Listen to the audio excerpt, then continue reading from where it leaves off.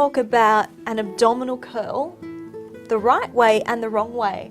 So often we go to the gym, don't we, and we see this curling into the spine. The crunch. The crunch, the famous crunch. Tell us how we can improve that and avoid injury. Well, you want to be aware at all times of those 4 places in your spine that want to crease and hinge. So if you lift your head up off the mat by bringing your chin down towards your chest, if you slide the whole neck forward, it facilitates movement. It's easy to move there, but you will have the weight of your head and your neck in that lift, and you will be adding the weight in a very concentrated way into those 2 hinges of the upper spine. So when you feel all of that congestion and that fatigue in the muscles on the front of your neck, most of the time people will reach back with their hands to try to hold their head up. Well, we're getting farther and farther and farther away from the correct way to do it. You want to think about the muscles around your neck as being a turtleneck. And in the whole circumference of that turtleneck, their main job is to continue the proper orientation of the circular skull on the circular ribs. So use all of your neck muscles to maintain the relationship of your head to your chest and flex your spine between your shoulder blades. That's where the movement occurs to come up. And that's what gives us a nice long open throat for our upper body curl. We want to make sure as well that hinge 3 at the base of the rib cage is not compromised. The cue, draw the ribs to the hip, is a nightmare for your low back.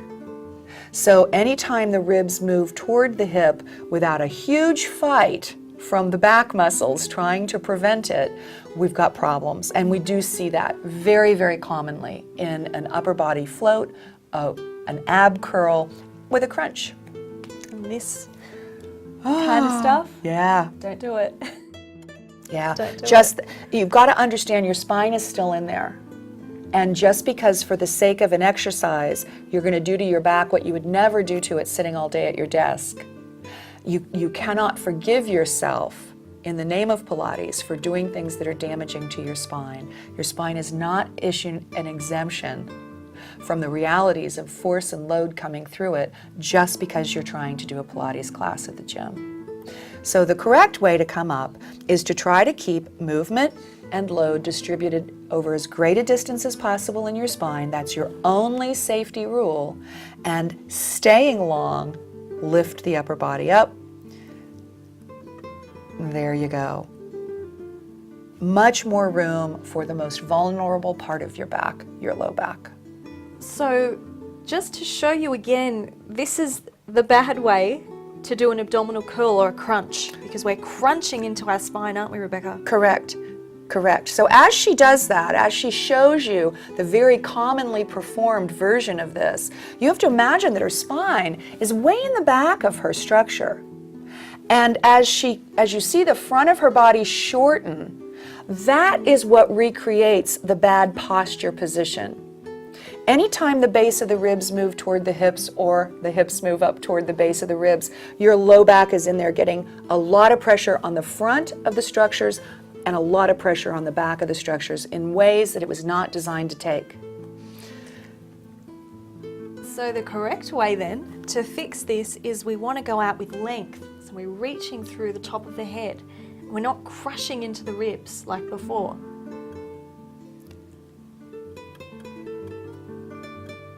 It's much harder to perform, but you can see how much more airspace she has within which to lengthen her body. Joseph Pilates, when he wrote about lengthening, he put dashes. It was before there were emoticons, and he had to use dashes between each of the letters of the word.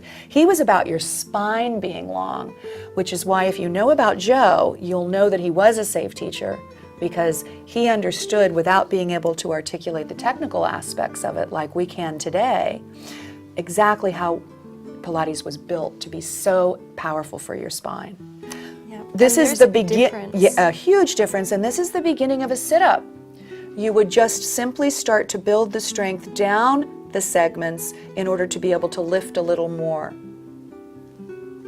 So just to go over that again for you, we want to avoid the normal or traditional way of crunching where our ribs are shortening and moving towards the ribs. Okay, that's on your don't list. And then we want to lengthen and keep the space here.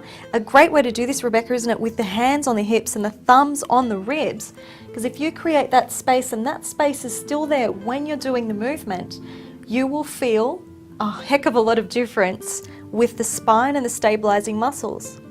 Absolutely.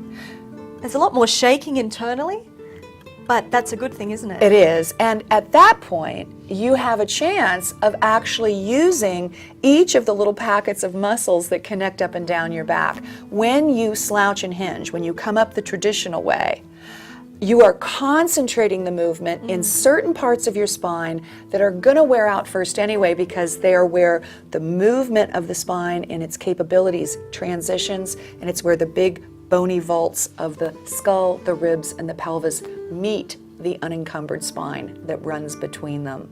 So much safer, much more difficult, and you have not abandoned logic. If you do nothing more than stay logical, understand that your spine is in the back of your body, and anytime you recreate a bad posture position, there isn't anybody in the world who knows about spines and what injures and damages and breaks them that thinks it's a good idea under load to change the shape of your low back.